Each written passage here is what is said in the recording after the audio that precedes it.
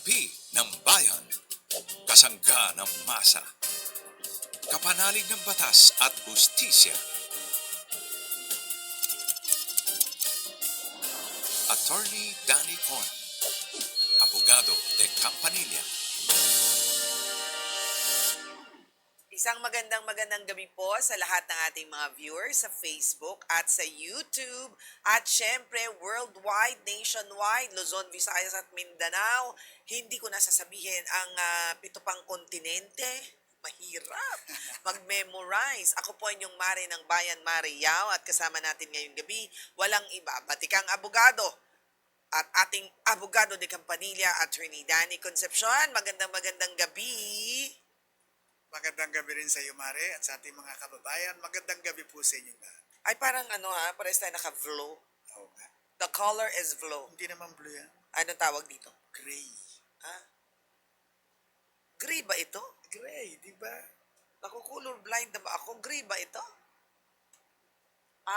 Oo, sige. Gray, di ba? Nagsasang-ayon kasi TVUP General Manager to. Kayo talaga ang sasama ng ugali di ba? Oo, ganyan talaga Di pa naman magpapasko di ba?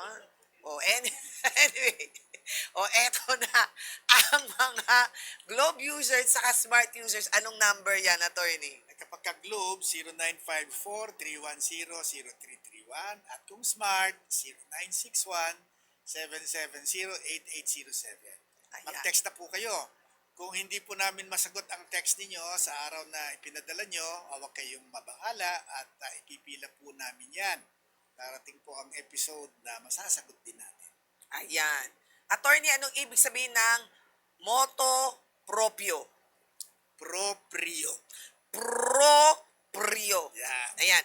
Moto proprio. Proprio. Okay. What is the meaning of the moto proprio? Bakit mo naman naitanong yan? Naririnig ko araw-araw halos laging may ganun. Ano bang ibig sabihin ng On its own. ano daw? On its own. On its own. By its own desire or by its own volition. Parang hindi mo na kailangan i-memorize yun na yun. Ganon. Parang ano yan? Use it in a sentence. The court may motu proprio order the issuance of, etc., etc. Okay. So, yung court, maski walang nagmo-motion, ay pwedeng on by its own will issue that order. Okay. Next time, gagawin natin knock-knock. Diba? Okay, sige. So anyway, well, dagdag kaalaman po sa ating lahat, para at least naman, may alam tayo. Minsan naririnig natin, titinginan lang tayo. Ano daw sabi niya? Ano daw sinabi niya? Kasi Latin yun Latin. Oo, igagawgel mo pa. I-google niyo. Di ba? Para at least alam natin, di ba? It's nice na papakinggan natin ang mga ganyang klaseng mga dekalidad na mga debate. If you may say that na dekalidad. At saka marami tayo. Alam mo, actually, marami akong natututunan doon sa mga happenings recently. As in, ang dami kong, pag nanonood ako, parang marami akong nakikitang, sabi ko, okay. Parang ganon, di ba? Pero marami tayong natututunan. At yung ibang mga senador daw nagagawgel. Basta meron silang laptop o sa telepono na Hindi, tama naman tama yun kasi. kasi kailangan nila, hindi naman talaga sila nag-aral anong gagawin natin. Mas Ganun mabuti naman. nang nalaman nila using the Google kaysa hindi nila alam. Correct. At yung mas matindi yung nag-aalam-alaman lang. Ayun. Oo. Ay, kala mo, alam ko yan. Tapos, mali, di ba? So, mas maganda na yung masusing nag-aaral. Sablay. At least, meron kang say. Hindi ka no say, di ba? Sige. Anyway, eto na ang daming say, ha? Galing Antipolo itong gustong magtanong sa atin, attorney. Si Adrian, 35 years old. May pautang. Business po ang asawa ko at kapatid niya. Kung saan ang kapatid niya naglalabas ng puhunan habang ang asawa ko naman po ang naghahanap ng mga nagpapautang at bakit na naman utang na loob na naman ng mga ito? mapapautangan. At kumikita ng Naghahanap porsyento. ng mga mangungutang. Kaya nga. Pero bawal nga. Yan Ano ba kayo? di ba? Na nagkaroon Nagkaroon po ng ng malaking malaking problema problema. nang mailagay ng asawa ko ang pera sa isang tao na siya rin daw ang magpapautang. Okay. So, ikaw pinautang ko, ikaw rin ang magpapautang sa ibang Parang tao. meron pang kumuha pa ng ibang taong hahanap ng mangungutang. Correct. Ngayon, Nagkaroon pa ng middleman. kaya nga, ngayon gusto ng kapatid ng asawa ko na siya na ang managot at bayaran ang perang nawala kahit Pero na kalaunan ay tumakas tumakas nga. pala. Oo nga. Ang nangyari, dahil siya ang naka-front, natural siya cargo mo yon, di ba? Kasi sa'yo ko Oh. binigay yan eh. Tama. At hindi ko naman sinabi sa iyo na ipautang mo, ibigay mo sa iba at yung iba ang magpautang. O kaya naman, ikaw ang nagbigay sa iisang pat lang. Ayan, di nung tumakbo, di ang sakit, di ba? Ngayon, gusto ng kapatid ng asawa ko na siya na ang managot nga. Ayan, at bayaran niya ang perang nawala kahit wala naman sila na pagkasunduan na siya ang sasagot kapag hindi nabayaran ang mga pinahiram na pera. Bukod dito, may bahay din po na nakapangalan sa akin dahil ginamit ang pag-ibig credentials ko. Pero ang kapatid niya ang nagbabayad ng amortization at gusto niya itong ibenta habang hindi ako pumapayag hanggat hindi naaayos ang usapin sa perang nawala. May karapatan po ba siyang singilin ng asawa ko at maari ba akong pilitin na pumirma sa pagbebe? Naku, ito na, sumbatan na ito. Magkapatid, sumbatan. Hindi kanya yung bahay pero ginagawa niyang leverage ito. Hindi, yung kanya yung bahay. Pero wala siyang nagbabayad doon. Pero ginamit lang niya yung kanyang bayaw Para nga mag-front sa pag-ibig. para makautang sa pag-ibig. Yes. Bakit kaya? OFW kaya ito? Pero sa kanya dahil pangalan niya ang ginamit, nakapangalan sa kanya. Kaya nga. Pero yun ang legal. Pero ang sa katotohanan, nakapangalan lang sa kanya, pero ito ay talagang Bahay nung kapatid ng kasi asawa niya. Siya nga nagbabayad. Correct. Oo. So, ngayon, dahil nga nangyari na nawala yung pera, Pera, ang gusto niya, siguro, amanos na tayo. parang wala namang gano'n. Para magbayad ka at yung bahay ay ibebenta ko na. Pero ang sabi dito, pinipilit siyang pumirma dun sa bahay mismo na siguro natatakot nga siya. Baka mamaya hindi niya ibigay yung bahay sa akin. Yan ang problema. Hindi, ang pumipilit na magpapirma, itong may pera na Kaya nga. sabi niya, pirmahan mo na to Ibebenta ko ng bahay. para maibenta na. Mm-mm. So pumirma ka na sa bentahan. Oo. At siya ang kukubra nung pinagbentahan. Natural. Kasi sabi niya, ako naman ako nagbabayad niyan. Correct. Okay. Paano yan? Pero siyempre, hindi ka naman pinautang hindi naman magpapautang yung pag-ibig kung hindi ako. Ako ang pinautang ng pag-ibig, kaya nasa pangalan ko yung bahay. Okay. Okay. Ano yun? Ganun na lang ba yun? Naku, yan na nga ba yung Diba? sinasabi ko? Ang sakit sa banks Ano po yan? Ano ba ang mga usapan ninyo? Kasi po yung mga usapan na yan, maski hindi naman nakasulat, pero kung yan ang usapan, yun po ang dapat na sundin ninyo sa paglutas ng mga problemang namamagitan ngayon sa inyo. Halimbawa, yung pagbabayad doon sa itinakbo. Mm-mm. Ang sinasabi nitong asawa niya, kung hindi ko ibinigay doon sa tao, o kaya ibinigay ko pinautang ko doon sa tao, tumakbo yung tao. Wala naman tayong usapan na yung mga hindi nagbayad, ako magbabayad eh. So, depende sa usapan. Depende sa usapan nila. Kasi ito, alam mo to, ang gusto kasi mangyari nung kapatid, ay, bigyan mo ako ng pera, pagpapautang ako. Kaya nga.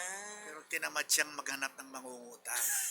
Hindi sa tingin ko to OFW to. Nakakita ngayon siya ng isang taong nag-offer. Oo. Sige, ako hahanap ng mangungutang. Bigyan mo sa akin yung pera. At ako ang hahanap ng mangungutang. Tinan mo, scriptwriter talaga tayong dalawa eh. Oo nga eh. Talagang yan ang palagay ko, mali tayo ng profesyon eh. Paano na nga ang gagawin Ano ba usapan nila? Kasi kung halimbawang walang usapan, okay, ibinigay niya ang pera doon sa middleman. Pero walang ganong usapan. Okay. Sa akin, pag walang usapan, ang general rule ay hindi pwedeng gawin. Ang tanong ko, papaano naman malalaman nung isang tao? Ako kasi ang feeling ko, OFW siya eh. O sige na, Iniisip ko kasi kung hindi siya manghuhula ka eh. Oh. kasi nga kasi nga kung hindi siya OFW, bakit ginamit niya yung ba't saang nagpautang or ginamit niya yung pangalan niya, pwede naman siya sa kanya. Hindi, kasi baka hindi member yung isa eh. Kaya ginamit na niya yung dati yung kanyang yung kanyang parang housing allotment. Privilege ay Oo. nagamit na niya. Okay, sige, So sige. parang gumagamit pa niya yung Okay. Ngayon, eh, ngayon, at saka baka wala siyang trabaho. paano siya nagbabayad kung wala Ay, siyang meron trabaho? siyang negosyo. Baka meron siyang mga negosyo, pero Okay. wala siyang employment. Okay. Hindi siya member ng Pag-ibig, pero itong kanyang bayaw ay member ng Pag-ibig. Oy, umutang ka sa Pag-ibig at ako ang magbabayad. Paano kung sabihin niya na hindi ko naman pinapautang sa'yo sa iisang tao lamang. Baka naman ikaw ang gumamit. Hindi, pero ipagpalagay na natin na totoo yung sinabi niya. Oh. Na ibinigay ko yung pera sa isang tao Mm. na siyang maghahanap ng mangungutang. Pero itinakbo ang pera. So sa tingin mo, hindi siya liable? Kung wala silang usapan, ang tingin ko liable siya. Kasi ang usapan, ikaw ang magpapautang. Wala sa usapan na ibibigay mo ang pera ko sa ibang tao para sila maghanap ng mangungutang. Ayun. Pero pwede niyang sabihin, hindi, pinautang ko din doon, kaya lang itinakbo. Wala naman tayong usapan na pag tinakbo ang pinautang ko, ako Ayun nga yung magbabayad. sinabi niya dun eh. Diba? Paano yung bahay?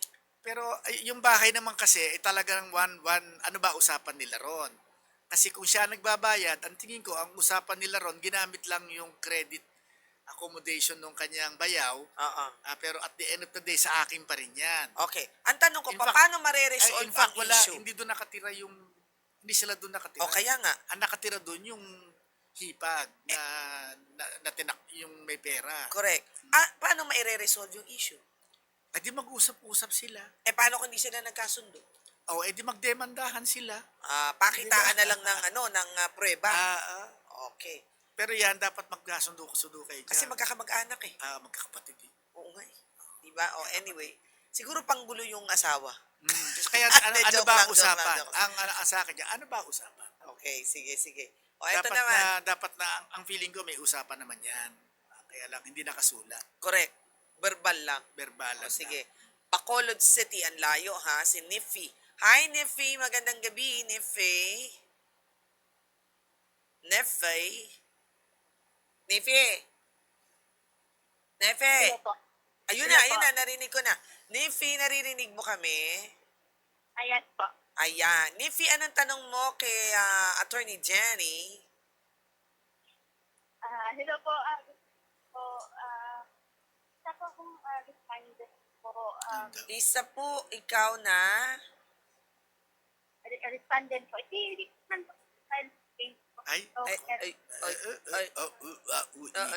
Nyapi. Sandali lang. Ulitin natin. Huwag kang aalis sa kinalalagyan mo, ha? O sige, Hello ulitin po. natin. Ayun! Sige. Ikaw ay isang respondent. Respondent po. Okay. Respondent saan? Ano po, Sweetling Cake po, Sapa. Ano daw? Sapa po. Estapa. Okay. Okay, so may kasong isinampa laban sa iyo. Ano ba nakatipa? Pero patapos na po kami sa barangay po, nakuha na po sila ng pwede to file action. Okay. Opo. Ano po, natatok po sa anak ko, it is may itapan po ako. Hindi po ako nakapagset sila. Kung may laban daw siya, ano po? May laban po ako kasi hindi po ako makapag-ipakipan sa kanila. Kasi hindi po ako umattend ng hearing sa barangay dalawang beses. Hindi daw siya nag-attend ng hearing sa barangay ng 2 beses. Wala So, naman yun. nag-certificate to file action Correct. na. Di Okay. sasampahan na kayo ng kaso. Sasampahan ka na raw ng kaso, Niffy. Sasampahan kayo ng kaso sa prosecutor's office. Ayan. So, Yes po. ano ang tanong mo? Ito po kasi nangyari po. Ito naman po ako yung sakson. Yung Ako, nangyari medyo po, masama ang signal. Medyo nahirapan tayong... Masama ang signal mo. Medyo pihit Nipi. ka ng konti. Pihit ng konti. Hindi namin maintindihan. okay po, sandali lang. Ayan. Umakyat na siya sa bubong. Mas mataas ang signal sa... Oo, mas sa malakas bubong. ang signal sa bubong. Okay. Hello po. Ayan! Umakyat na siya sa bubong. Okay, Nifi, ano Ay, tsaka nangyari? baka naka-on yung microphone mo. Oo, wag kang Patayin mo. mag-loudspeaker Opo. ha. Okay, sige. Ano nangyari? Yung nangyari po kasi, nagpapautang po ako ng gift check po, yung pang-grocery po. Naku, ito na naman tayo sa utang. O sige, Nagpapautang tapos. ka ng gift check. Oo, yung pang-grocery po. Tapos meron po akong dalawang taong pinapautang. Yung pinapautang ko po, pinapautang din sa iba. Yung pinautang niya, yung pinautang ng reseller ko po, hindi po nakapagbayad mula nung March po. Okay. So, nag-direct na po ako sumingil po sa nangutang doon sa reseller ko. So, Ako na po yung nagsingil. Kaya nga, So, nag-acknowledge. parang hindi Nag-acknowledge yung na po. yung reseller, ito yung binigyan mo para ibebenta niya sa iba. Yes po. Tama. Pinautang niya rin po. Kaya nga, so pero hindi siya binayaran nung pinautang Hindi rin po niya. nakapagbayad sa akin. Anong usapan niyo sa ganung pagkakataon? Sino magbabayad sa iyo? Dapat po yung reseller. Pero dahil na po hindi po makapagbayad yung mangutang sa kanya, na direct na rin po ako sumingil doon sa nangutang sa kanya. Pero ayaw po talaga. Pero nag-acknowledge. Hindi. Ang ganito ang tinatanong ko. Pagka hindi nakabayad yung pinautang ng reseller mo, hindi liable sa iyo yung reseller. Anong usapan niyo? Wala naman po kaming Oo nga, nga, pero hindi nyo ba naisip yon? Sige, reseller kita. Nagbenta ka sa iba ng utang. Pagka hindi nagbayad sa iyo yung binentahan mo, sino magbabayad? Dapat siya po yung reseller po. Bakit Oo. dapat? Kaya lang po, Yung ba ang usapan nyo? Yes po. Yun. Kung Kaya yun ang lang po, usapan nyo, di dapat ayaw. siya magbabayad. Pero bakit ka dumiretso doon sa pinagbentahan yung pinautang ng reseller mo? Gumawa na po kasi kami ng GC po, yung group chat po, para sumingil sa kanya, para sumingil doon sa nag-utang, yung nakinabang po sa... Ayan, so kaya nga, yung pinautang nung reseller mo. Opo. Okay. Ayaw kasi- magbayad. Tumulong na po ako na so Tumulong na tumulong siya. ka na. Tumulong kami Okay. magsingil. In-acknowledge niya po yung utang niya sa akin po. Bali, in-acknowledge niya. Sa akin na po siya dumidiretso ng pagbayad kasi nagbabayad naman siya po unti-unti. Sige, Like okay. 1,000, Ano ngayon ang problema? Sobrang laki po yun na kasi ng utang niya, nasa 88,000 na po. Yung ginawa ko po, nakadelayed na po siya ng 2 buwan, hindi pa rin po nakapagbayad ng buo. Yung ginawa ko po, nagdumiretso po ako sa kanya, nag-transaction po ako sa kanya. Sino yung kanya? Yung Yung hindi po nakapagbayad ng okay. sa reseller po. nagtransaksyon ka sa kanya diretso. Anong ibig sabihin ng transaksyon? Pinautang mo uli. Bale, pinautang ko po siya ulit. Kasi Ayun. yung mga gift check po kasi na pinapautang ng reseller ko sa kanya, binibenta niya po ng mas mababang value. Like, pag umutang siya ng 50,000 po, may bawas po ng 15%. Yung ginagawa ko nila, ino-convert ko nila sa cash. Ako. Okay. Parang yun ang magiging tubo niya. Oo.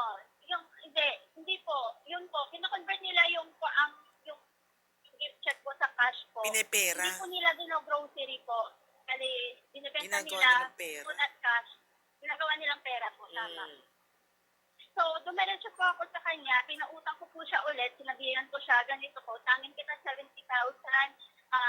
Hanakan ako nung gagawin mo. Kung mabenta mo man to, ibayad mo sa dating balance mo. So, 8,000 po yung dating balance niya po sa reseller ko, sa akin po, direct. Kasi sa akin naman po talaga yung galing yung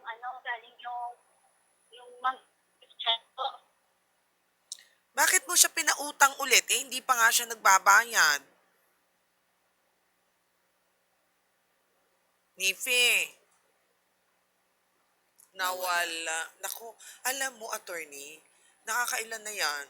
Maraming ganun, ano? Ang daming naghahanap ng pera. Alam mo ginagawa niya?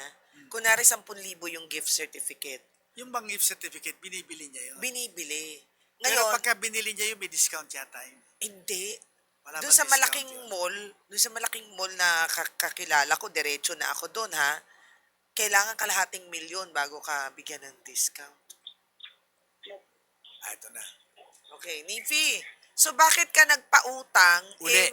Meron pa siyang utang sa nawala siya ulit. Wala uli. Utang na loob.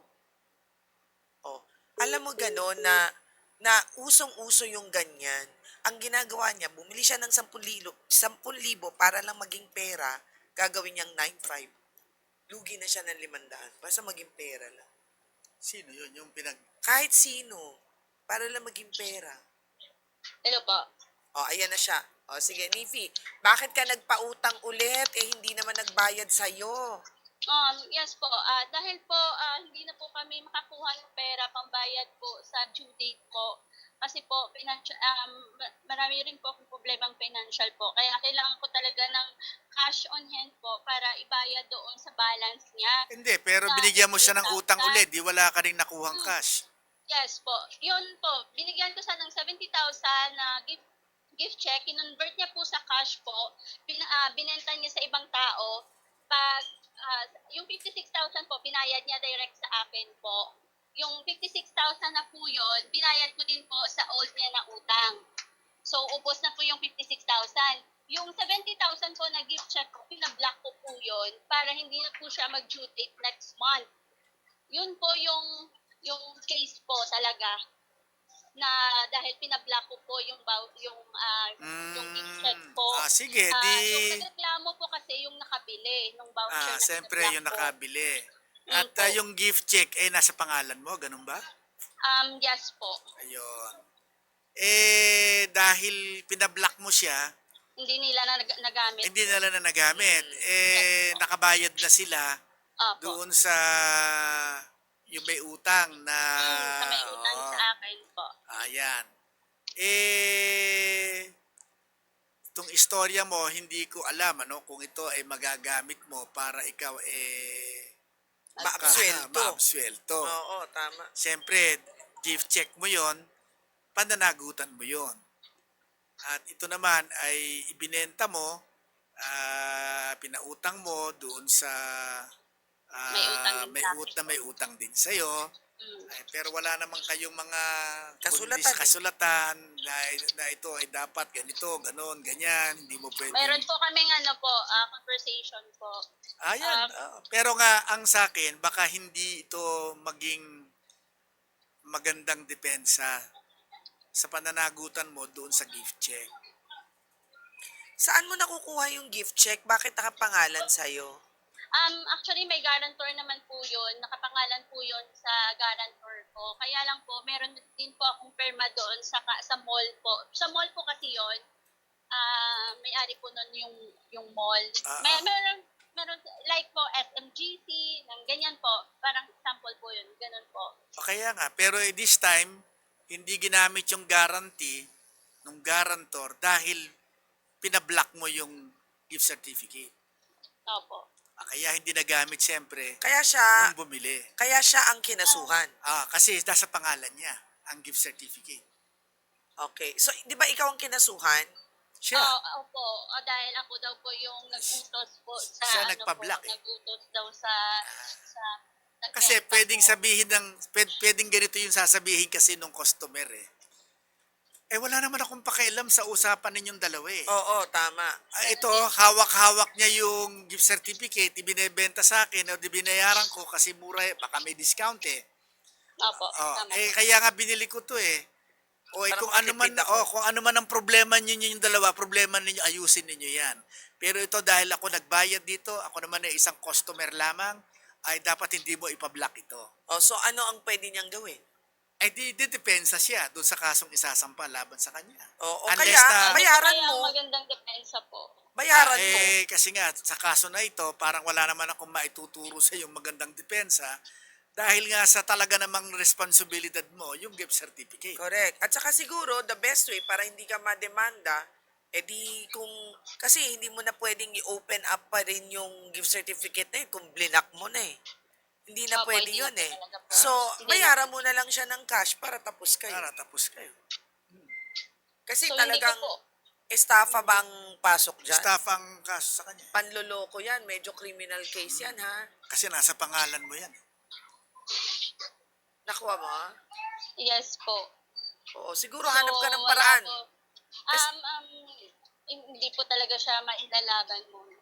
Sa feeling ko, bahirapan kang ilaban yan. Kasi nga, pananagutan mo yung gift certificate. Correct. Oo, kaya nasa pangalan mo yon at inalaw mo naman na yun ay ibenta. Di ba? Inalaw mo na ibenta. Kaya lang, yung pinagkatiwalaan mong magbenta ay hindi naman nagbayad sa iyo. Siyempre, Opo. sasabihin nung nakabili, problema ninyong dalawa yan. Hindi ko problema yan. Siguro, pwede ka rin makiusap doon sa mismong nakabili. Baka ikaw naman na magbayad ng paunti-unti sa kanya. Para Kaya nga, matapos yung estafa. In short, isa-settle na lang. Settle mo na lang. Meron din po, di ba, mediation doon sa May sa- mediation din sa doon. court. Sa Kasi piskal, hindi sa piskal. naka-settlement doon sa barangay kasi naka-request na nga po sila ng CFA. Oo. So, magpa-file. So, ang gagawin ko, antayin ko na lang talaga yung suspina nila at saka sagutin ko na lang talaga. O, sagutin mo yan. sagutin Kasi mo baka mamaya madampot ka dahil estafa yan. Mapawaran ka pag di ka sumagot. Ha? Opo. Ano po ba, pasok po ba ito sa public office? Pau. Baka Oo, kung hindi pwede naman ka. kung hindi ho nakapaw yung nagrereklamo sa inyo, pwede kayong dumulog sa PAW. Kaya lang ito kasi ay pera yata ang Involved money involved po. money. Hindi ko alam kung Tama po ba na hindi po sila tumatanggap pag involved money? kasi ho parang may pera kayo eh. Money matters Libo-libo daw po. nga itong pinagtatalunan ninyo eh. Tapos ito ho kasing PAW, sabi nila, para lang ho kami sa mga walang kayang magbayad ng abogado. Or baka pwede siya sa IBP. Integrated Bar of the Philippines. Susubukan niya. Pero Subukan kasi nga, ninyo. may business ka kasi. Hindi Sabihin po. nila, may Ganito po business kasi siya yun, eh. kung bakit talaga pinilit ko po na kunin yung pera yon kasi po last December po nasunugan po ako. Financially problem talaga ako kasi kaya Ayun, talaga- yun ang sabihin mo sa PAW. Hindi, pwede kang kumuha na lang ng ng Sa certification pumunta ka sa sa PAW, barangay. sa barangay. Meron po, certificate of Ayun supplier na. po. Meron Ayan, po. sige, di pumunta ka Yun sa po. PAW. Sige, yun na yun, ha? Okay po. Good luck. Sige po, Bye-bye. thank you po. Okay. Ang daming mga issue na ganyan. Alam mo, isa lang talaga ang nakikita natin dyan. Medyo kailangan ng tao ng pera at medyo pahirap ang buhay. Pahirap Kaya kailangan, ang buhay. kailangan dasal at again, dapat huwag tayong gagawa ng masama. Yun lang Sige, yun. closing na. Closing na raw. Okay, thank you so much sa lahat po ng mga tumutok sa atin at 2 utang ang ating tinalakay ngayong araw na yun. Tatlong parang utang. tatlong utang. Ang puro utang ang natalakay natin ngayon. Sana po ay marami kayong natutunan ngayong araw. Okay, maraming salamat po. Ako po inyong Mare ng Bayan, Mare Yao. Saying hi to my Papa Jimmy, Mama Trining, and Babe Mac Castro. Ang Atty. Danny Con po, ang abogado de Campanilla ng Bayan. Bumabati sa inyong lahat at lalong-lalo na sa nanay ko. Hanggang sa susunod po nating episode. Naglag.